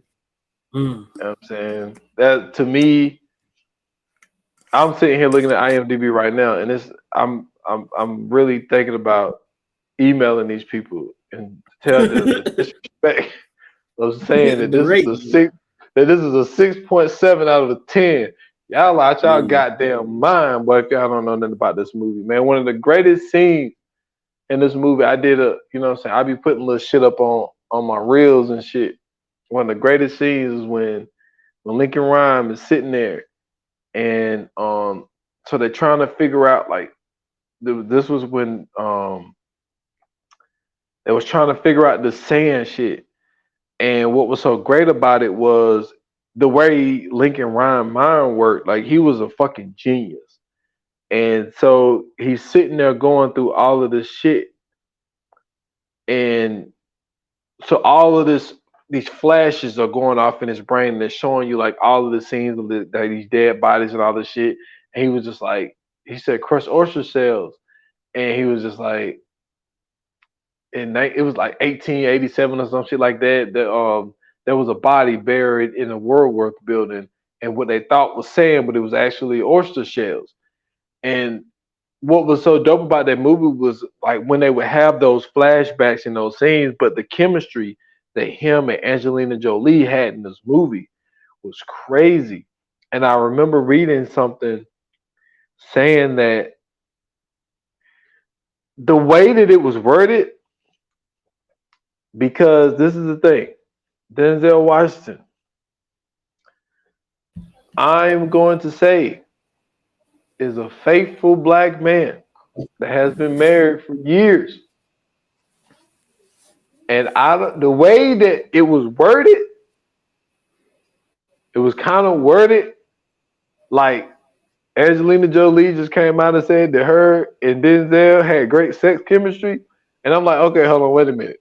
First of all, Angelina Jolie, if this is true, you keep that shit to yourself, okay? Don't be trying to... Denzel at any point in time between 1991 to about 2015 could have had any woman he wanted. It damn sure wasn't gonna be no Angelina Jolie. Okay, first of all, this 1999 Angelina Jolie is the best looking Angelina Jolie that there ever was. Okay. The fact that you have to go to a year to point out how bad she definitely wasn't in the running.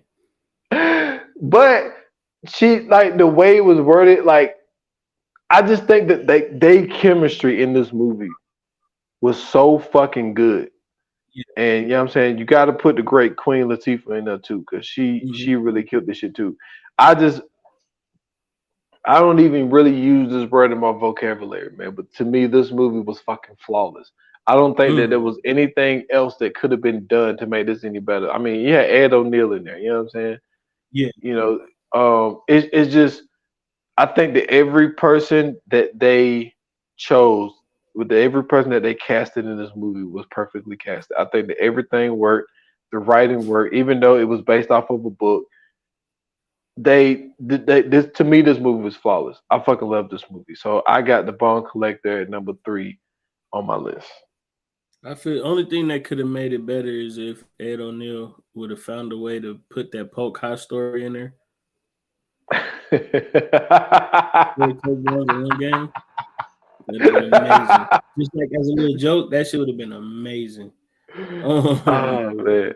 My number 3, man. Listen, I just need y'all to ease on down the road and slide some oil to me.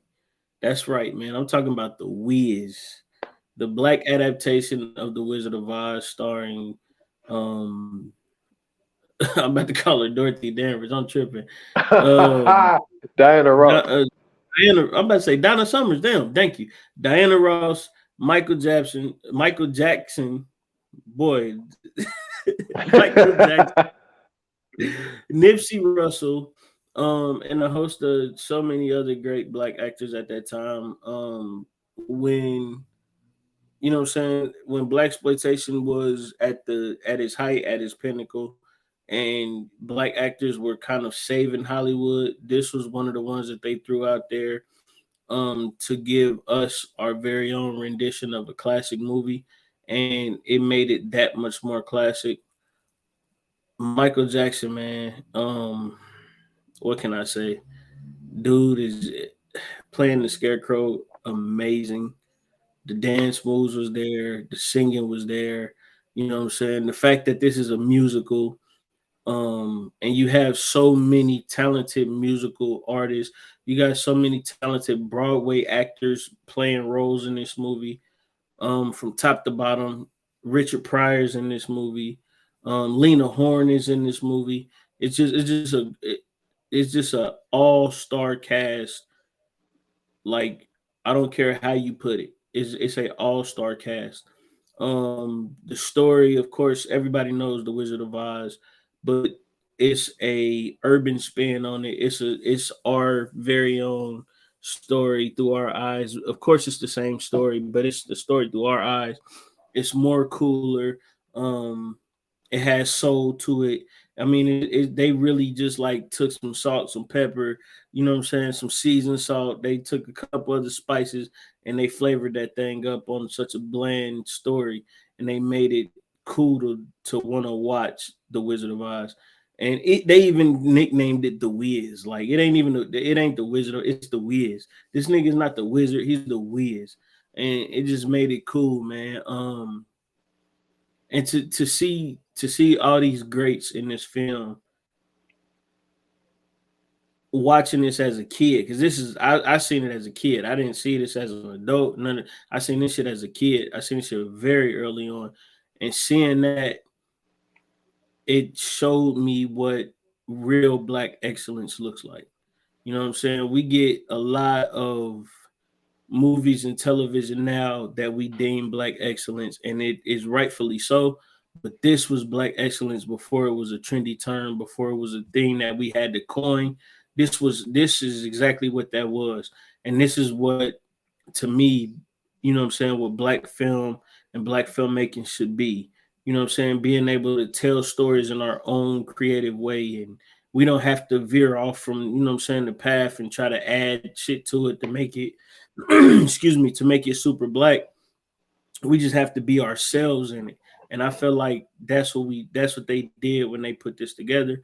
And this is just a testimony of when you give us the opportunities, or when we are able to create the opportunities to make art and to make certain stuff, or even just giving us opportunities in general, when we have the opportunities to make our own in general, what we can do. This is a testimony of how we can always create greatness no matter what.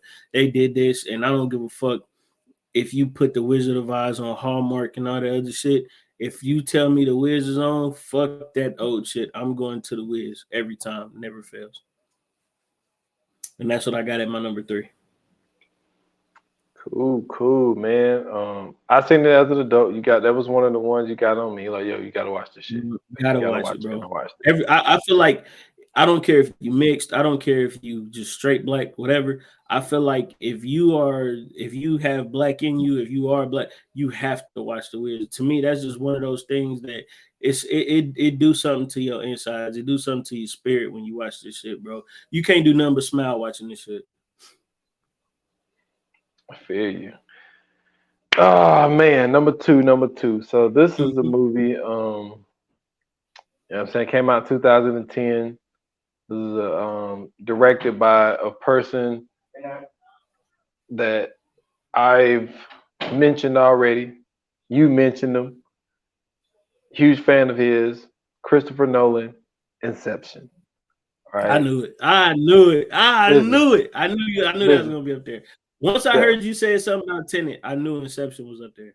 Yo, Inception is my shit, yo. This movie was, in my opinion, the first of its kind. I never seen anything like it, and I don't think I ever will see anything else like this. Everyone who was casted was perfectly casted in this. I think that Christopher Nolan's vision, the way that he shoots films, you know, the in-depthness that he goes into it. This movie was, I'm going to say another term that I never say, mind-blowing. Like, that is true. This shit was mind-blowing. Mind-boggling as well. Yes, and just how in-depth, and it makes you really start really thinking more about dreams and shit. Is things like this even capable in dreams? And it's just, this movie, man, like I say, it's a masterpiece. It's mind-blowing. It deserved the awards, the nominations, and everything that it got.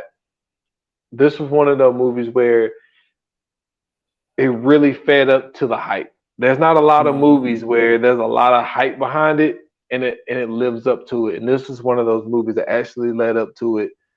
And you know, to be able to give you like these different scenarios on the deeper levels into dreams was just phenomenal. So absolutely. So yeah, I got that as number 2 on my list. Absolutely, man.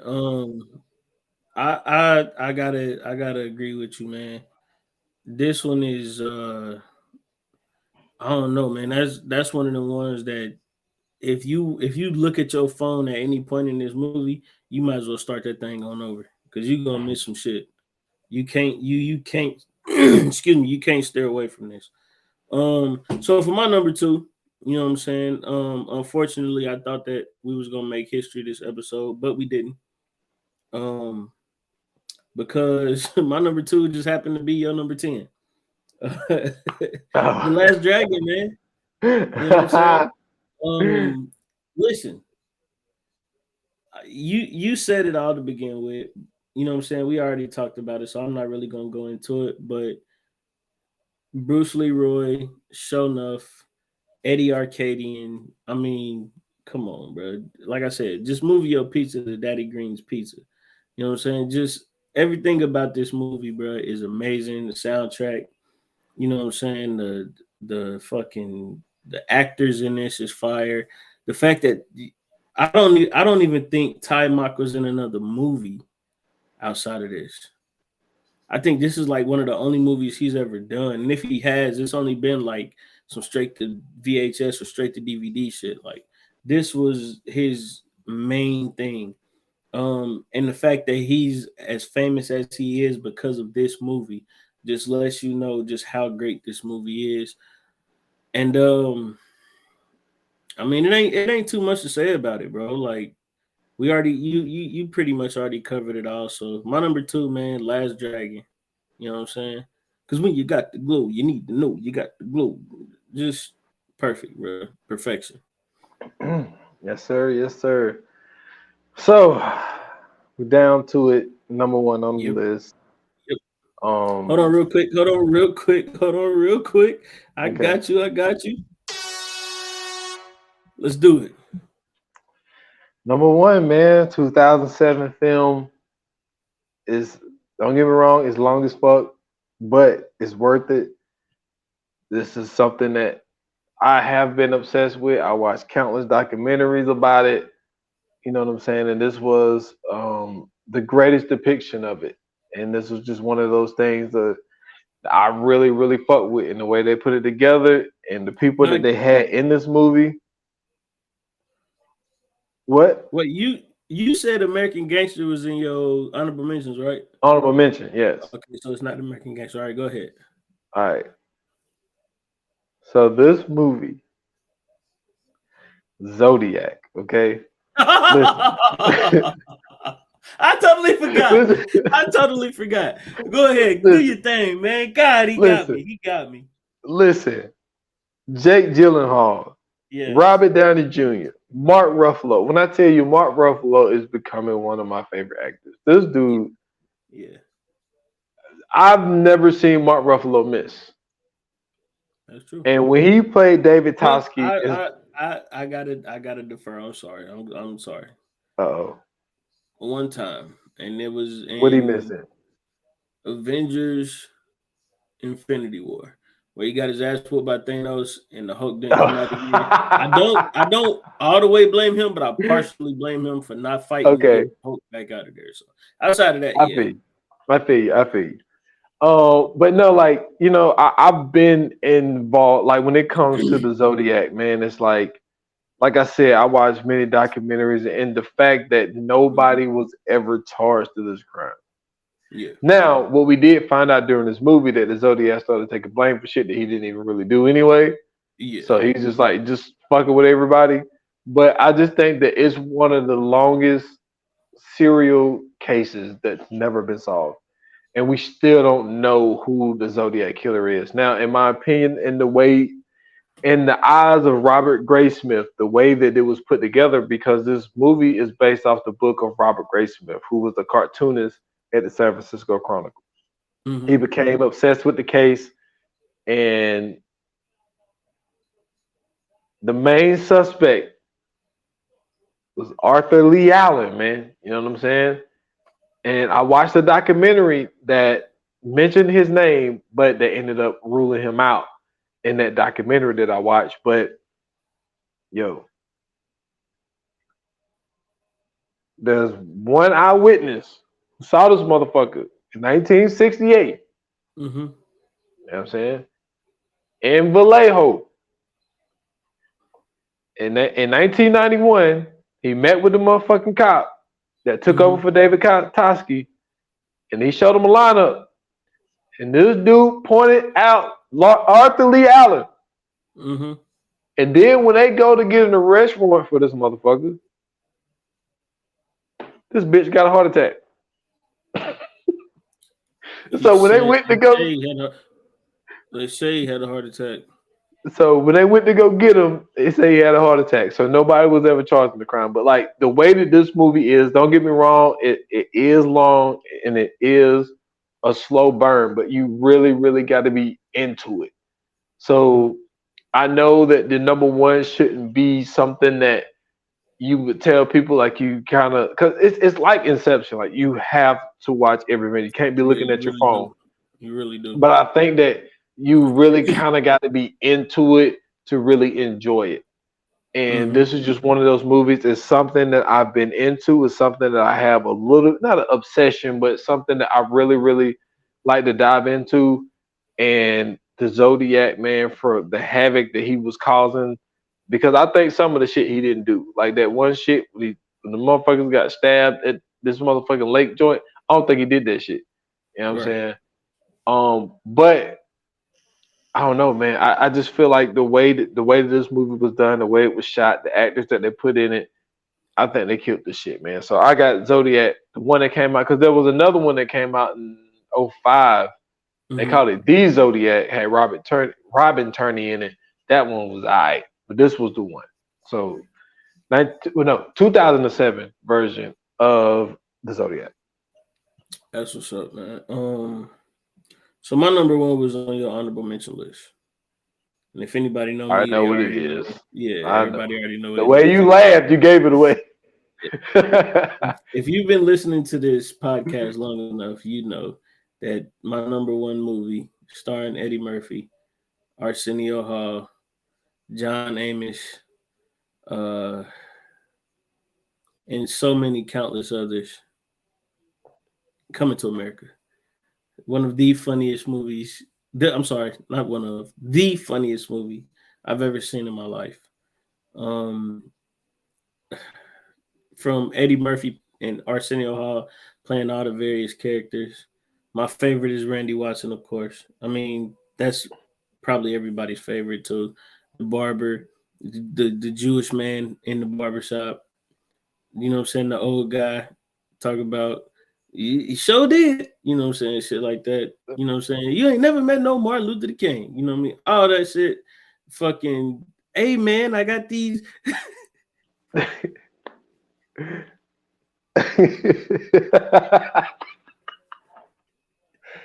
I'm sorry, bro. He said, "Hey man, I got these watches, man." He said, "Yo, I got this. He said, I got this hair dryer."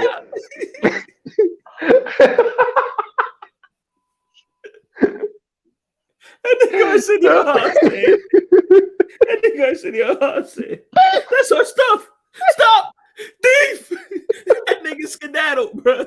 That's the first time I ever seen a black man skedaddle in every life, bro. That nigga got up out of there. Hey, he had that nigga mink on, bro. Hey, no. Hey, man. Hold up. Oh my gosh. So you say Randy Watson is one of your favorites, right? Yes. So we all know he sang the song "We Believe the Children Are Our Future," right? Yes. But the funniest part is when they went to my man that was sitting there. He said, "Man, that boy good." That boy good. That nigga said good and terrible. Good and terrible. He said that boy good. That nigga then he said, "Nigga, you crazy."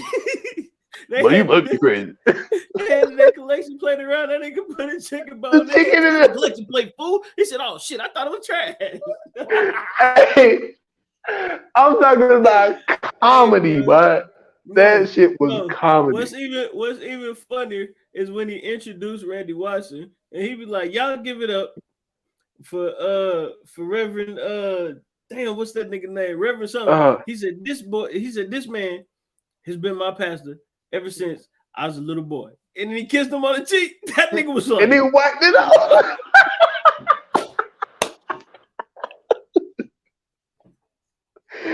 Hey, I'm gonna give it up for my band. Sexual chocolate. Sexual chocolate. That nigga said. I'm gonna drop the mic.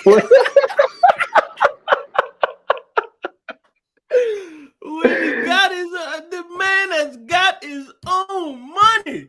Let me tell you something, bro. That movie, I don't care what nobody say. That shit ain't nothing but fucking quotables, bro. That nigga said, "See, right now, I'm rinsing off the lettuce. Next week, I'll be on fries." Like, what? And that's when the big bucks roll in. That nigga said, he said, "This is McDowell's." That's right. They got the golden arches. I got the golden arch. They got the Big Mac. I got the Big Mick. That nigga deep in a motherfucker, man. Man, when I tell you, bro, like everything about that fucking movie, bro, is non-stop comedy, bro. Vanessa Bell Calloway, man. Shit. Louis Anderson, Samuel L. Jackson, Eric, damn, what's dude's name? Eric, give me a minute. Fuck, it's Eric, I can't believe I'm forgetting his name. He done been in all kind of shit, bro. Yo, well, think about it, yo. When at the end of the movie, but they sitting in the barbershop. Yeah. And the white Jewish man he said, so a man goes into a bar. He's like, greatest he joke said, ever. he said, Greatest joke ever. he said, man, he said about the soup. He was like, something wrong with the soup? He's like, no, nothing wrong with the You soup. telling it wrong. You telling it wrong. He said a man sitting at the restaurant. He calls the waiter over. The waiter says, yes, sir, how can I help you? He says, look at the soup. The waiter says, what's wrong with the soup? He says, the guy says, look at the soup. He says, what's wrong with the soup? Is it too cold? He says, the guy says, look at the soup. He said, what's wrong? Is the soup too hot? He says, look at the soup. He says, what's wrong with the soup? He said, taste the soup. He said, where's the spoon? Aha. Aha. Aha. Bro, that shit was amazing, bro. Hey, I'm saying that shit was comedy, bro. Man, listen, bro, this motherfucker had Paul Bates, bro, Garcelle Bouvier in there, bro. This shit had fucking Victoria Dillard, James Earl Jones. It had fucking Midori in there. Now, listen, if you don't know who Midori is, go back to Pornhub or X videos, do your Googles. All I'm saying is classic 90s star. I'll use that word instead. Madge Sinclair, man, Sheila Johnson. I already said Vanessa Bell Calloway. Cuba Gooding Jr. was in there getting his hair fucked up in the seat. Frankie Faison was the landlord. You know what I'm saying? Talk about it. Don't act like you knocked out. You still owe me rent because the motherfucker fell down the stairs. Ruben Santiago Hudson, man, he's been in all kind of shit. I'm trying to see who else is in here that everybody will know. Oh man. I already said John Amos. Shari Headley. She played Lisa McDowell. Eric LaSalle, that was his name. I can't believe I forgot his last name, man.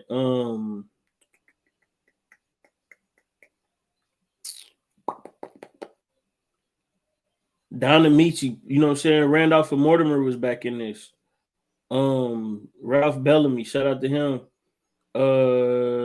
Helen Hunt, she's been in all kind of shit. Like this, when I say this cast was literally like this was the perfect cast to put together. Everybody in this shit, it was all amazing. The story was amazing. Eddie Murphy not only wrote this, but you know what I'm saying, he helped direct it. He really just was able to showcase his skill in this movie. He was able to show you how funny he was. Not only, you know what I'm saying, that just the fact that a time where impressionists weren't really like the thing in comedy, he really helped bring that to the forefront to where people were doing impressions and people were able to do different voices, different accents, that type of shit. Like the fact that he had to have an African accent through this whole thing, or what was considered an African accent through this whole thing. Same thing for, you know what I'm saying, like Arsenio Hall. Like just everything about this movie came together perfectly. I mean, to have a great like James Earl Jones in this. My son works, like, bro. Everything about this fucking movie, bro, is just everything about it is greatness, man. That's all I gotta say, bro. Coming to America is my all-time favorite movie. Shit, not mad about that at all, man. That's the shit. Man. So, let's go ahead and run them down. You run your list down, I run mine down after you, bro. All right. So at number 10, I had The Last Dragon. Number 9, I had Friday the 13th, Part 6. At number 8, I had Judas and the Black Messiah. Number 7, I had Halloween, 1978. At number 6, I had Juice. At number 5, I had The Negotiator. Number 4, Dead Presidents. Number 3, The Bone Collector. Number 2, Inception. And number 1, Zodiac. All right. For number 10, I had Borat. For number 9, I had Teenage Mutant Ninja Turtles 2, Secret of the Ooze. For number 8, I had Ong Bak. For number 7, I had Napoleon Dynamite. For number 6, I had Shutter Island. For number 5, I had Casino. For number 4, I had The Mac. For number 3, I had The Wiz. Number 2, I had The Last Dragon. And number 1, I had Coming to America. I'm not mad at it, man. Man, that's that, man. That was I felt good about that episode, man. I mean, this episode. I'm sorry. That was it's so hard to do lists, It especially really when you is. watch as much as we do. But at the same time, I felt like it was easy, especially like my first three. I really didn't have an issue with those. It was everything from there on that Mhm. was the issue. Like my 4 through 10 was the toughest for me. My 6 through 10 was the toughest for me. Like my top five was really pretty much set in stone, but like that 6 through 10 is Yeah, very interchangeable. Really six absolutely. through really 6 through 11, because like I mentioned, Coming to America first because I mean Hmm. it was right there. That and Tenet Yeah, was right there. So absolutely. Absolutely. so yes, sir. All right, man. So let's go ahead and move on, man. Let's get into our coming soon. Let's do it. Coming soon to own on video and DVD. All right, man. So I kind of gave it away last episode because I had moved a little bit too far ahead in our list. But however, if you didn't listen to the last episode, I'm gonna go ahead and tell you now. That's right, we're doing the Punisher. Um, Probably one of the best Marvel movies that they've put out outside of the MCU movies. You know what I'm saying? When you talk about Blade, Ghost Rider, Punisher, I think Daredevil, Elektra, and all those movies. Um, Hmm.